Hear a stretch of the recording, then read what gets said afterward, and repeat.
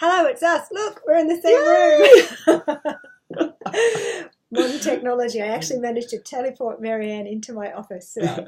Marianne. Kim and I are going to talk now. Yes, we're going to talk about a few things that Marianne and I have noticed on the in the workshops. Let's start with, you wanted to talk a little bit about syntax or sentence construction. Yeah, without getting too bogged down again into the grammar side of it, I think what I'm seeing a lot of the time is people are trying to put too many ideas or complex actions into one sentence, when actually if they broke them down it would really help the clarity of their expression. So just take a look at a long sentence and say, am I trying to fit too much in here? Would it be better if perhaps I rephrased it and separated some of the ideas out?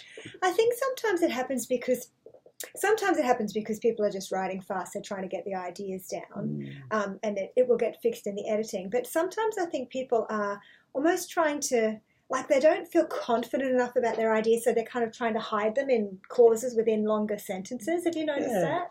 And absolutely, I think there can be that. And I think also, and I've experienced this myself, that you're in such a kind of hurry that you feel like you need to get that through that idea to get onto the next idea. So it's about just taking a breath and saying, let me just deal with what's happening right now before I think about what's going to happen next. That's right. And just give each idea in the sentence its weight. Weight, exactly. Yeah. Good word. We were both onto that. And let's talk about a larger structural issue. Well, we were just having a quick conversation about there's still a few viewpoint problems, but characterization more generally, just getting what kind of tactics or craft skills can writers use to get the reader to be more interested in the character? I mean, you don't have to love the character, just be fascinated by the character. Yeah. Well, I think often that comes down to you deciding whose story it is. Yeah. Whose story are you telling?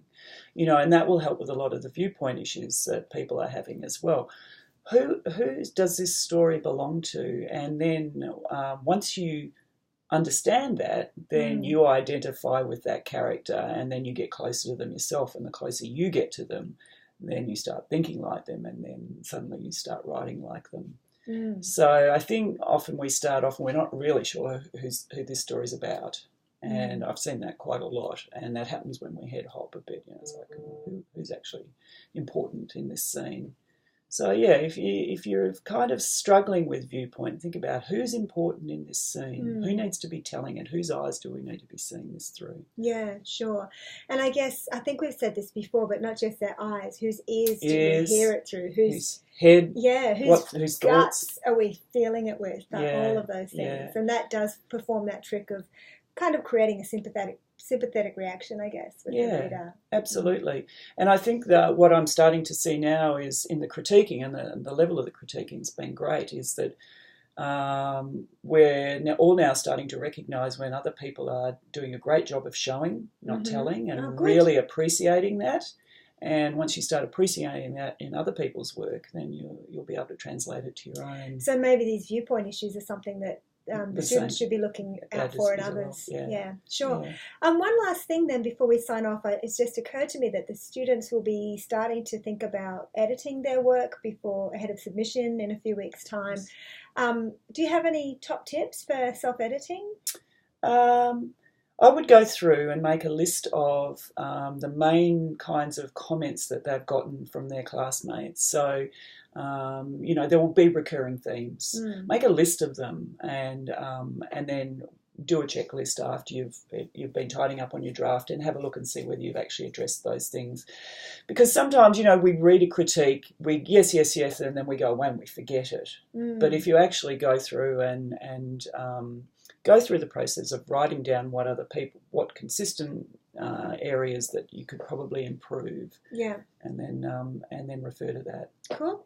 I think anything that gives you a method or a checklist is really helpful. I always like to say editing is like you need to be detached and methodical. Yes. You need to detach from the sort of love that you have, so that you can look at it coldly, and be methodical, so you've got a way of doing it. And I always liken it to autopsying a puppy. Because Nobody wants to cut open that little puppy and see what. But if you don't do it, more puppies will die. I think on that note, I think that's well. I mean, what can you say after that? That's us for this week. We'll see you in another fortnight. Bye.